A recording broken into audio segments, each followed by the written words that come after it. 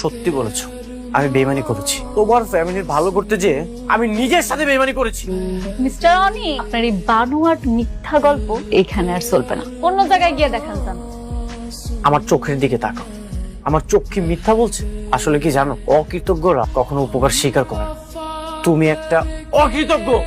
আমি অনেকক্ষণ যাবত দেখছি আপনি চিৎকার করে কথা বলছেন। একজন ভদ্র মহিলার সাথে কিভাবে কথা বলতে হয় সেটা আপনি জানেন না।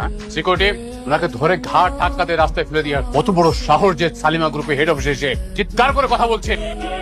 আপনি আমি কে সেটা আপনি ওনাকে জিজ্ঞাসা করেন। তার সাথে আমার রিলেশন কি? ম্যাডাম, কেউ নেই, কি সম্পর্ক আপনার সাথে ওনার? ওনার সাথে আমার সম্পর্ক আছে। উনি হলো গিয়ে আমার আগের অফিসের বস, আর আমি ওনার অফিসের সামান্য একটা কাজের বুয়া। ঠিক বলছি না মিস্টার অনিক সাহেব? কি মিস্টার অনিক, আপনি বলেন আপনি আমার চিনেন কিনা? চিনে। কিভাবে চিনেন? ও আমাদের অফিসে কাজ করতো। গতকালকে আপনি খারাপ ব্যবহারের জন্য এই কাজটি হারিয়েছেন। যান, বেরিয়ে যান এখান থেকে। আসসালামু আলাইকুম। আপনি এখনো চায়ের দোকানে বসে আছেন? আপনাকে তো চা বিক্রি করে মানাচ্ছেন। আপনার মেয়ে এখন কোটিপতি, আপনার তো এখন চলাফেরা করা উচিত 3 স্টার। এই টিনের চালের চায়ের দোকানে আপনি এখানে বসে আছেন, এটা তো আপনার সাথে যাচ্ছে। তুমি এখানে কেন আইছো? তোমার তো এখন আহনের কথা না, তুমি থাকবা এখন অন্য জায়গা। ও আচ্ছা, এখন আমি আপনার চোখে শত্রু হয়ে গেছি? সেদিন না বলে গেলাম আপনার মেয়েকে খারাপ পথে যেতে দিয়েন না। খোঁজ খবর রাখেন আপনার মেয়ে। সে কি করছে? কি করে নাই আমাকে সেটা বল। আপনার মেয়ে একটা অকৃতজ্ঞ বেঈমান। আপনার মেয়ের জন্য আমি কি করি নাই? শেষমেশ আমার সাথে টক্কর দিতে এসেছে।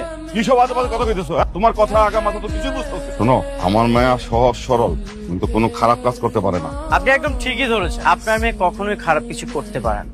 নাইট ক্লাবে আপনার মেয়ে বড় বড় অফিসার তাদের সাথে ঠিকই চলাফেরা করছে, আর তাদের সাথে চলাফেরা করে নিজের হাজবেন্ডের ক্ষতি করছে। এগুলো তো সবকিছুই সোহাবের কাজ, তাই না? তুমি তো আরেকটা বিয়ে করে আমার মেয়েটা ঠকাইছো।